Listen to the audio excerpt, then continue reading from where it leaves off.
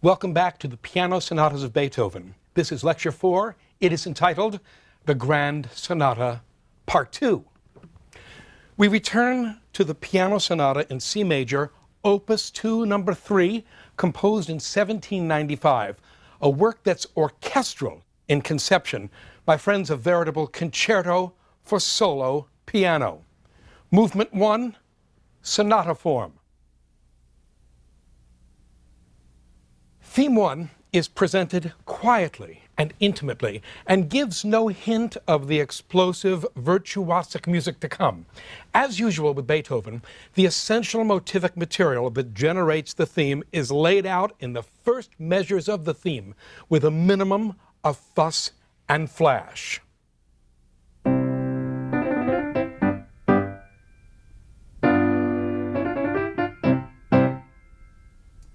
The basic motive is a sort of allium-free construct consisting of 4 trill-like 16th notes followed by 2 eighth notes, allium-free.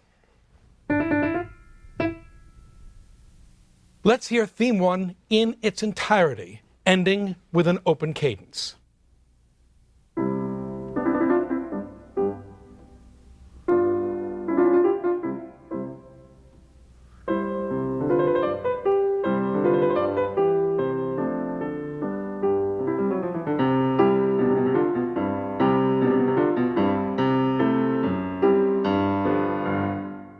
Now, with the beginning of the modulating bridge, all hell breaks loose. Fortissimo, broken octaves tear up and down the piano keyboard, followed by a rippling little tune that ends with a descending scale in the new key of G major and a pause. We would seem to be primed for theme 2 in the new key, the correct new key of G major. But first, the explosive and virtuosic modulating bridge.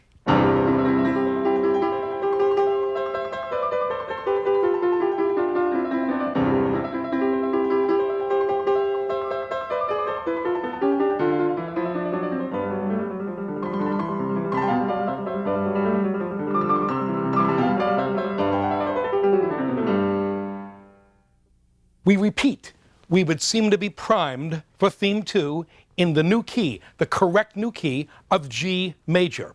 What we get instead is a dark, sinuous tune in the entirely unexpected key of G minor, a tune that within a few seconds modulates away from G minor to A minor. Soon enough we realize, or we should realize, that this dark, unexpectedly dramatic music is actually part of the modulating bridge. Let's hear the entire modulating bridge, from the fortissimo broken octaves through the quiet single line that paves the way, finally, for the real theme 2.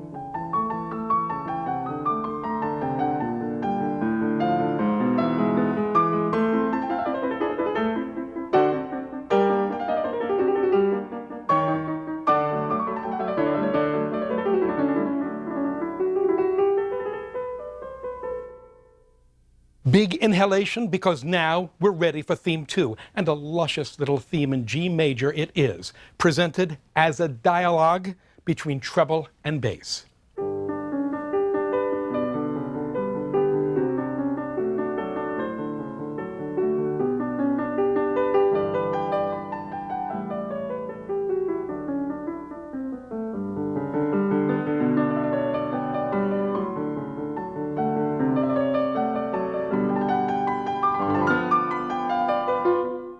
The cadence material follows immediately. The explosive, virtuosic broken octaves that initiated the modulating bridge resume, followed by a huge hammered descent and a series of upwards rippling arpeggios. A closed cadence leads to a brief cadence theme characterized by a trill.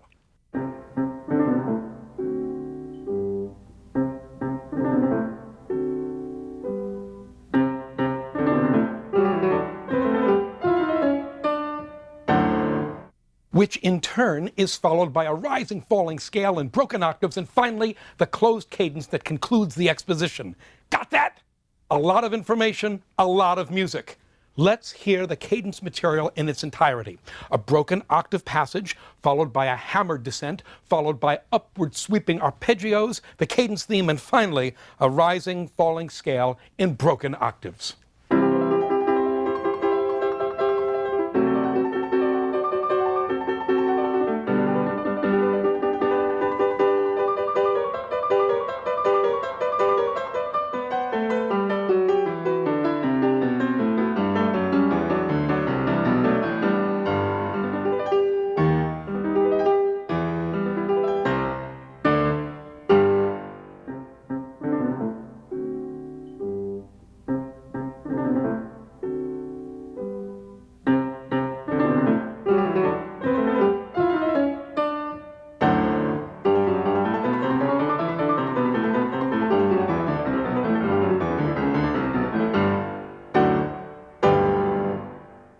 What an absolutely amazing exposition. The themes themselves are relatively quiet, even intimate in their expressive content and impact. They would seem to reflect the forte piano as it was, a smallish instrument best heard in small, private spaces. But the transitional and cadential music is explosive in its expressive impact. If this sonata were indeed a concerto, these transitional and cadential sections of music would have been played by the orchestra, the themes by the solo piano. This difference between solo music and orchestral music is made explicit by Beethoven's use of dynamic contrasts. The soloistic passages are marked piano, to be played quietly, and the orchestral passages fortissimo, to be played very loud. The implicit concerto references of the exposition become explicit during the development section and the recapitulation. The development section is in 4 parts. Part 1 features the cadence theme and lots of modulation, lots of key change, as the harmony transits from G major to B flat major.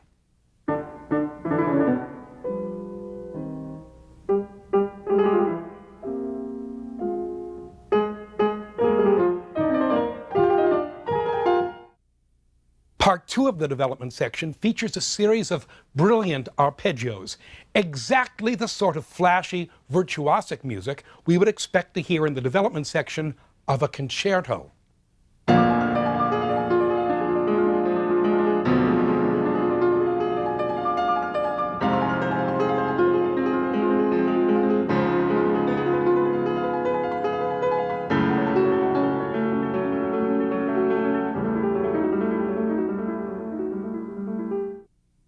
Development section, part 3. Sounding for all the world like the recapitulation, theme 1 now quietly begins, but we're in the wrong key. We're in D major as opposed to the tonic C major, which would be the correct key, and within moments, the music veers away from D major in a lengthy, loud, highly modulatory passage that finally quiets down with the arrival on the dominant chord of C major. Part 4 of the development section spins out the Ollie Ollie Humphrey motive over a sustained G in the bass, from which theme 1, now in C major, emerges effortlessly as the recapitulation finally begins. Let's hear parts 3 and 4 of the development section through theme 1 in the recapitulation, beginning with the statement of theme 1 in D major that begins part 3 of the development.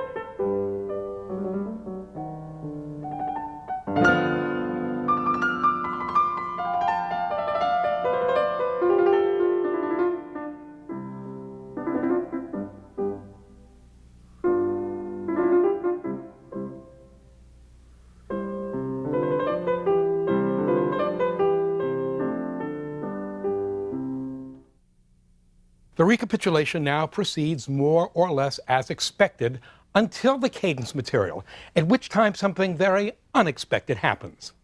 As in the exposition, the cadence material begins with a passage in broken octaves, followed by that hammered descent, the upwards rippling arpeggios, and the cadence theme. We rejoin the movement at that point with the cadence theme.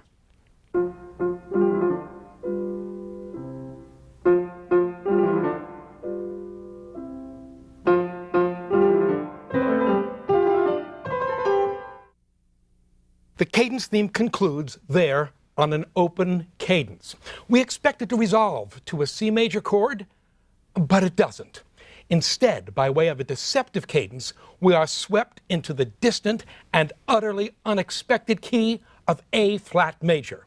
Okay, a deceptive or false cadence is one in which the dominant chord does indeed resolve, but not to the tonic chord, not to where we expected it to resolve. A demonstration. First, an open cadence.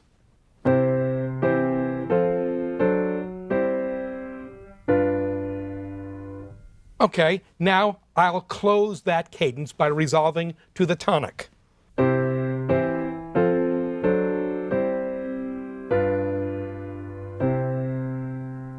And now I'll turn that into a deceptive cadence by resolving somewhere other than the tonic.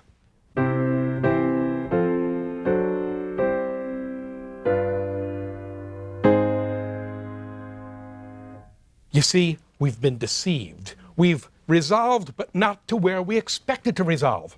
Deceptive cadences must be used sparingly, lest they become shtick. See Richard Wagner for details on that. But they can certainly create an extraordinary effect when used judiciously. This is one of those moments. Beethoven thrusts the harmony into a completely unexpected place, and a long, tortuous series of dissonant harmonies played as arpeggios slowly trace their way back towards C major. Let's listen from the beginning of the cadence theme through the deceptive cadence and the subsequent trip back to C major.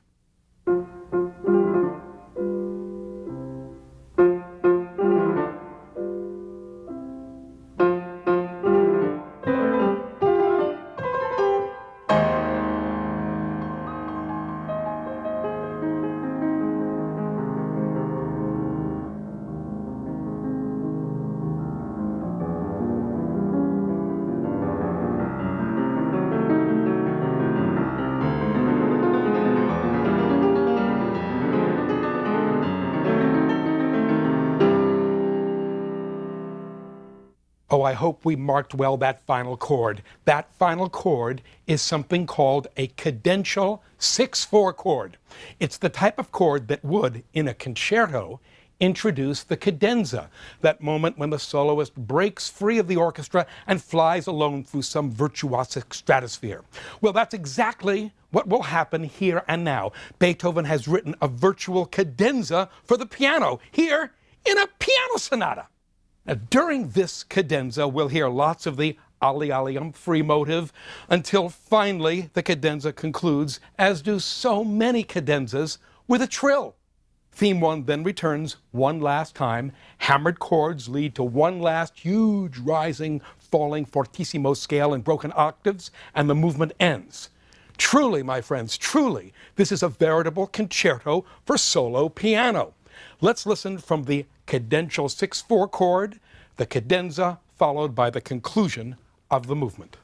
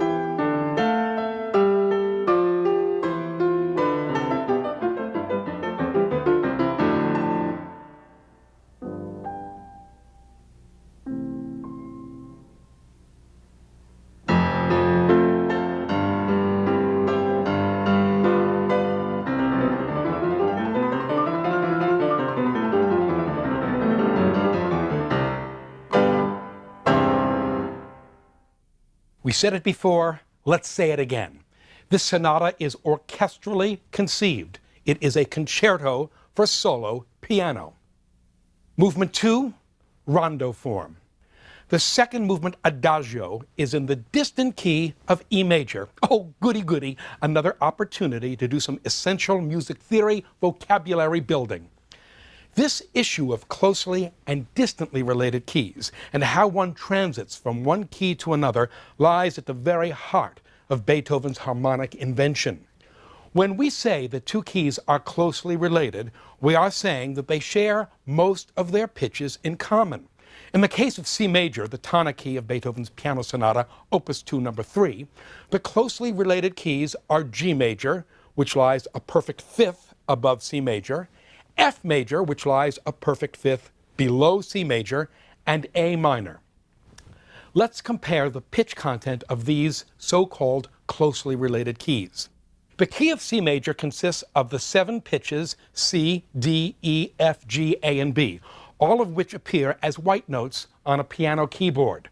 G major has 6 pitches in common with C major, the only different pitch being an F sharp as opposed to an F natural in C major. The key of F major also has 6 pitches in common with C major, the only different pitch being a B flat as opposed to a B natural in C major. A minor, in its basic form, has the same 7 pitches as C major. Traditionally, the middle movements of a classical era composition were set in either the tonic key or in one of the closely related keys. Therefore, if the outer movements of a piece were in C major, as is the case here in Opus 2, number 3, then we would expect the middle movements to be set in either C major or in G major, F major, or A minor, one of the closely related keys to C major. Now, that's just how it was done. Think of it this way. If a person can be defined by her closest friends, then one way to define a home key is by using those key areas closest to it. Which brings us back to the second movement of Opus 2, number 3, which is in the key of E major. E major only shares 3 pitches in common with C major. C major and E major are most certainly not closely related keys. In fact, because they have so few pitches in common, they are what we call distantly related keys. But the distance between C major and E major doesn't bother Beethoven a whit, because as far as he is concerned, they are connected by a pivot third. I explain.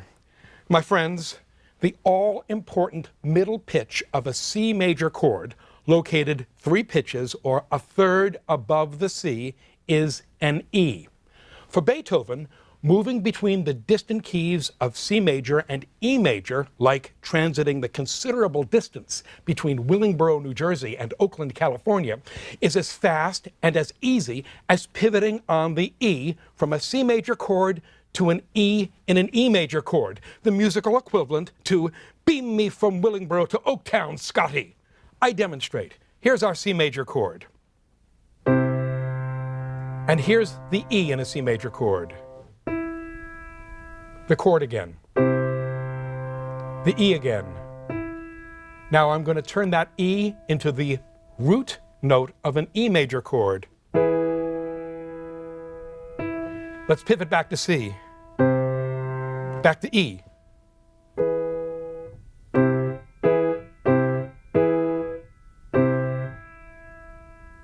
Increasingly, as we will discover, Beethoven came to prefer modulations and key relationships a third apart between distantly related keys at the expense of key relationships a fifth apart between closely related keys. While certain composers before Beethoven, most notably Haydn, occasionally set a middle movement in a distantly related key, Beethoven cultivated these distant key relationships to an extent that was entirely new. For Beethoven, many aspects of traditional harmonic practice became contextual, and he would depart from them whenever he felt the need to do so. we would repeat that Beethoven was a revolutionary man living in a revolutionary time. And it is in just such musical acts that he proclaimed his revolutionary intent. We hear the rondo theme that begins the second movement of Beethoven's Piano Sonata in C major, Opus 2, number 3, a movement set in E major.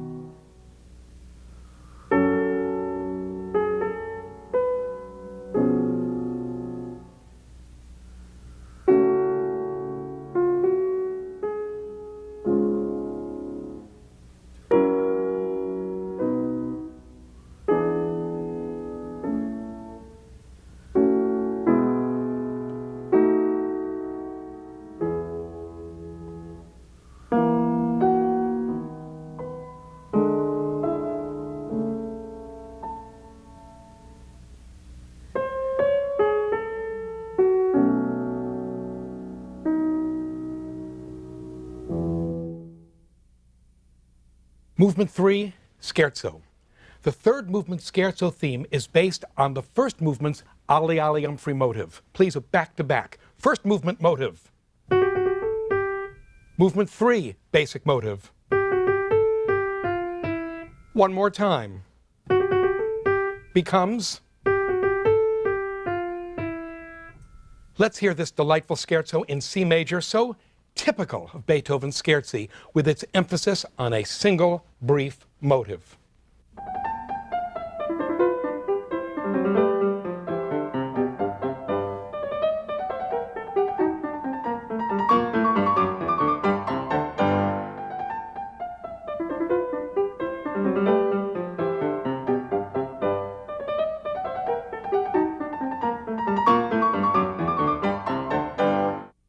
The trio section is set in the closely related key of A minor.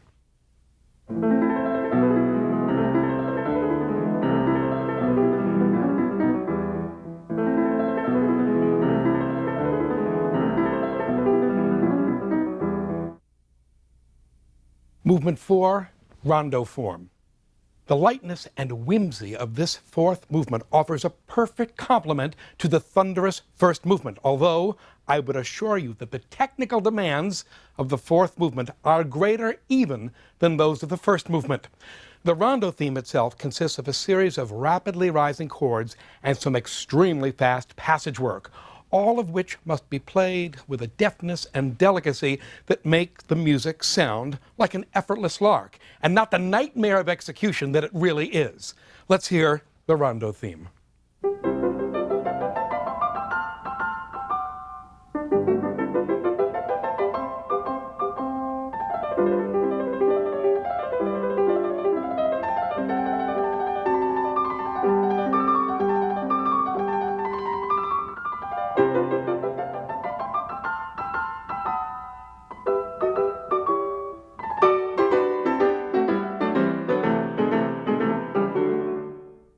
We're going to listen to the final 2 minutes of this 5-minute rondo. We'll hear the rondo theme, what we might call A, followed by a reprise of what had been the first contrasting episode, B, followed by one last statement of the rondo theme, and then the conclusion of the movement.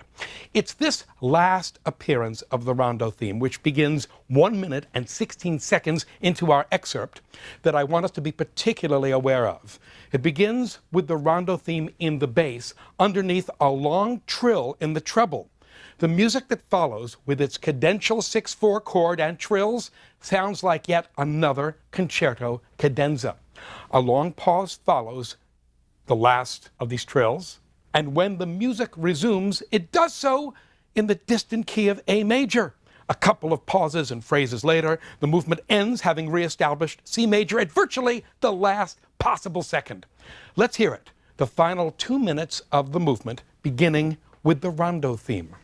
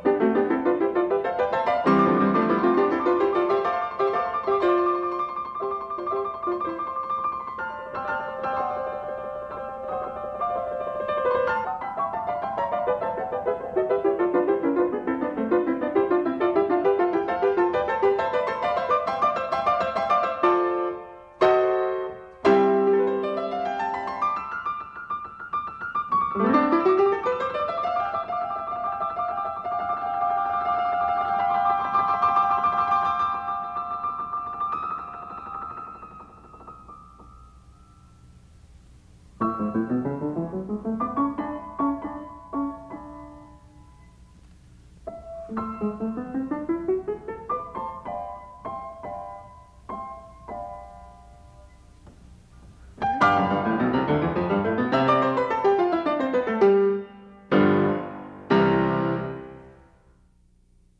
this C major sonata, the musicologist and Beethoven scholar Louis Lockwood writes, and we quote, "Its massive technical demands, its vivacity and brilliance round out Beethoven's first sonata opus by delivering the message that a major pianist and composer had arrived in the crowded world of keyboard sonata composition," unquote.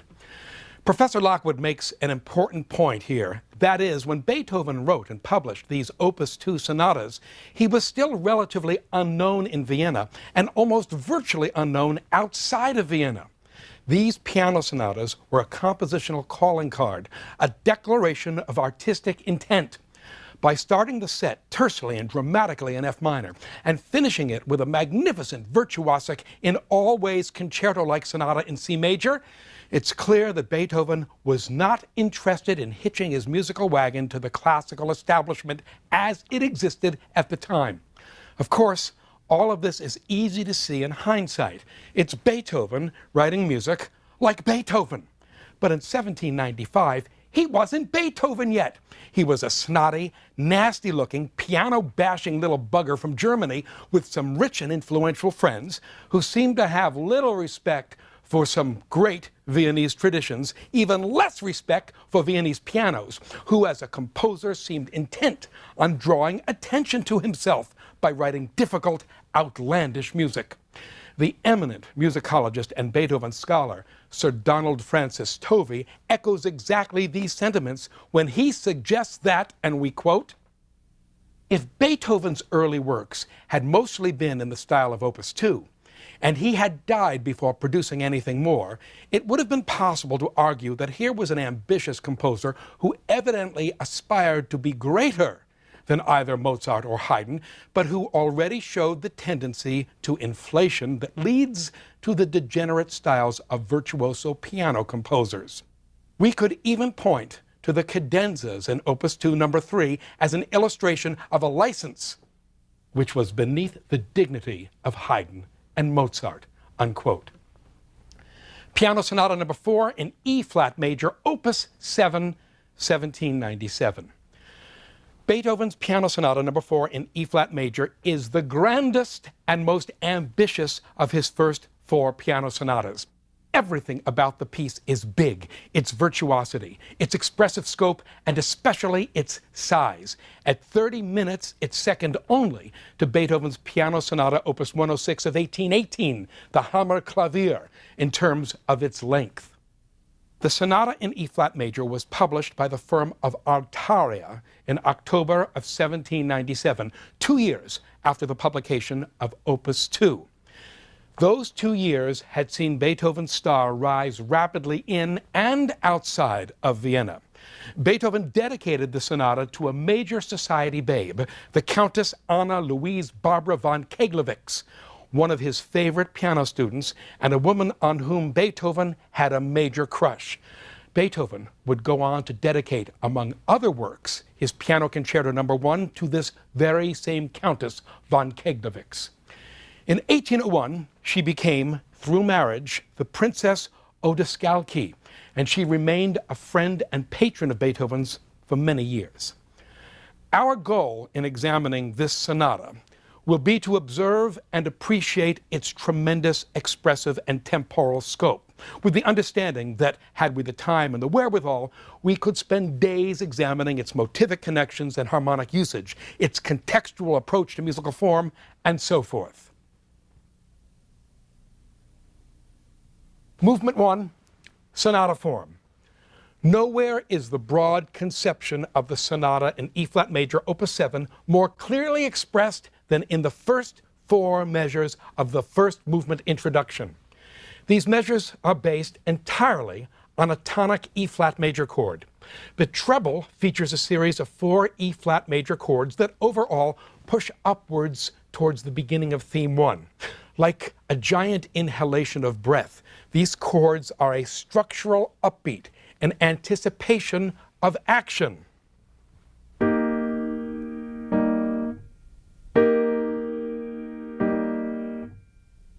At the same time, the left hand is playing a throbbing E-flat in eighth note triplets, creating a powerful rhythmic thrust in this otherwise harmonically static introductory passage.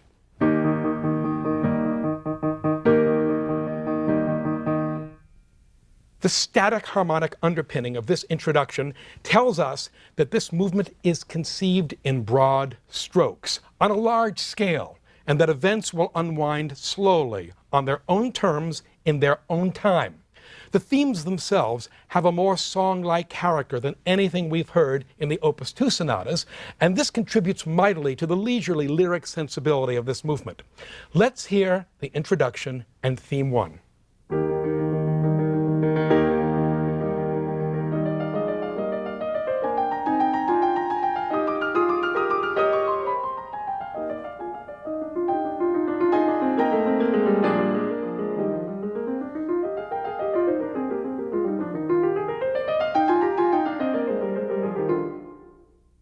And now let's hear the opening of theme 2.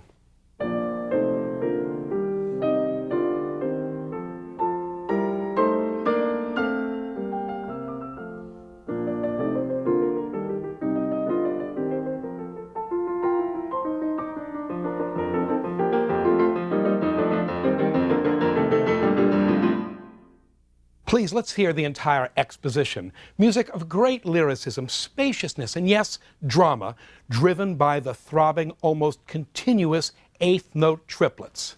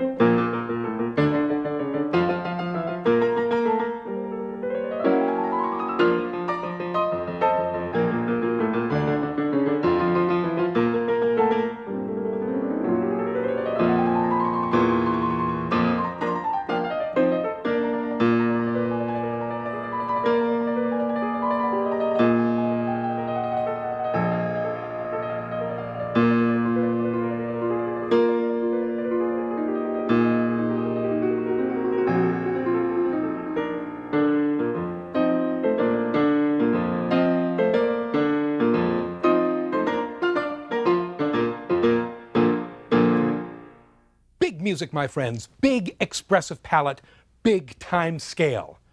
Movement 2, ternary form, ABA plus a coda.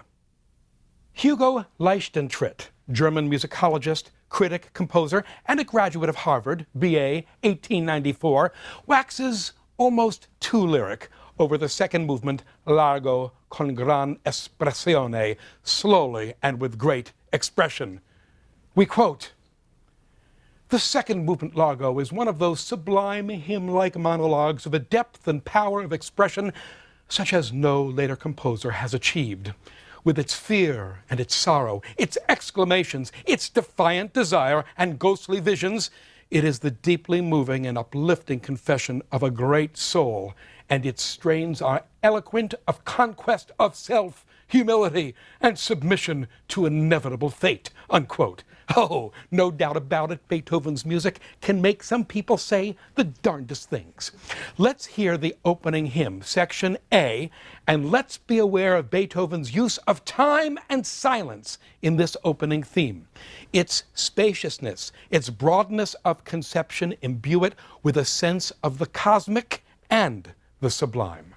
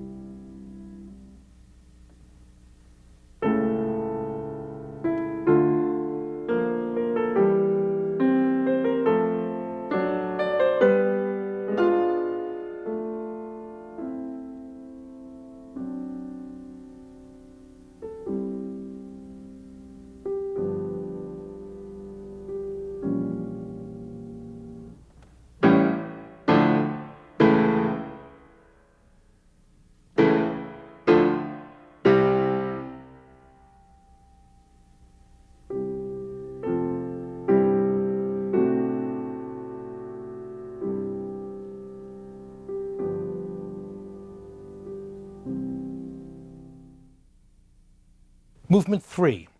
Beethoven simply calls this three-part ABA form movement an allegro, which means fast. It's been referred to in the literature as a minuet, a scherzo, and even a lyric intermezzo, whatever that's supposed to mean. Certainly, the opening section has the lilt and lyricism of a minuet, one that Mozart himself would have been proud to call his own.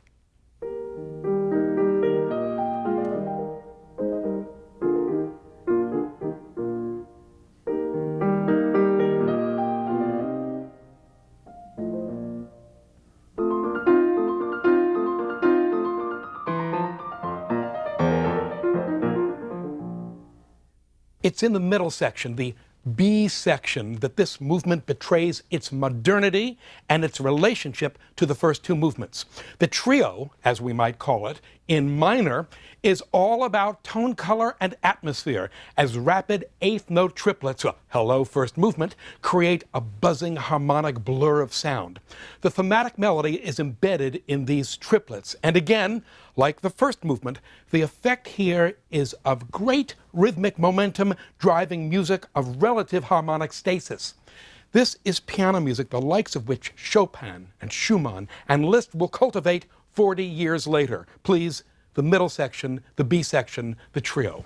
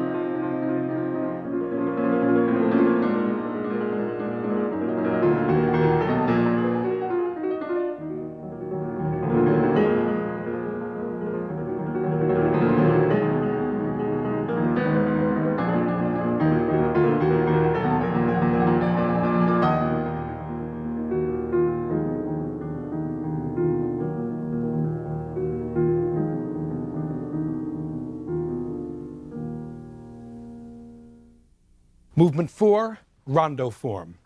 The fourth movement is a graceful and elegant rondo. Note that the rondo theme is accompanied by the same sort of continuous, repeated notes that characterized the first movement introduction.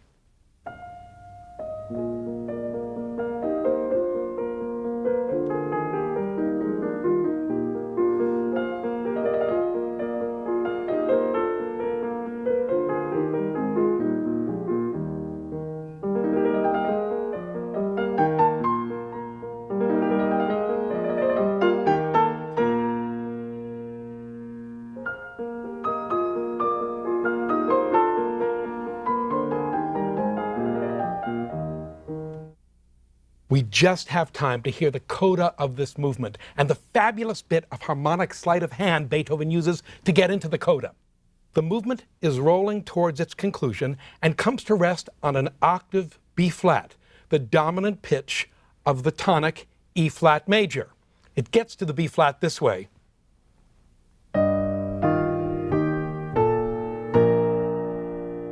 We expect that B flat to resolve to E flat.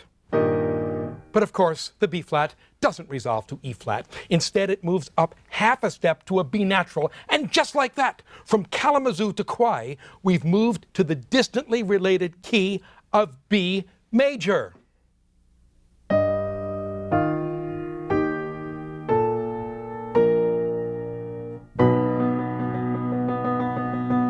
Well, Beethoven stays in B major for 7 measures, after which, as slick as Brill cream on a bowling ball, he slides back to E flat major and brings the movement and the sonata to a strumming and leisurely conclusion.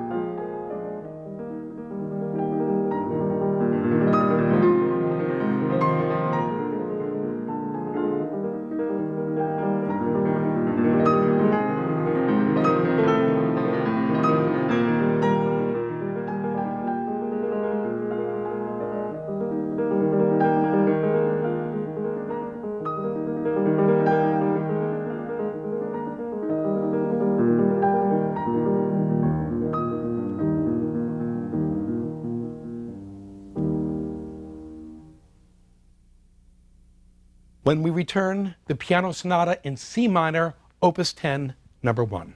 Thank you.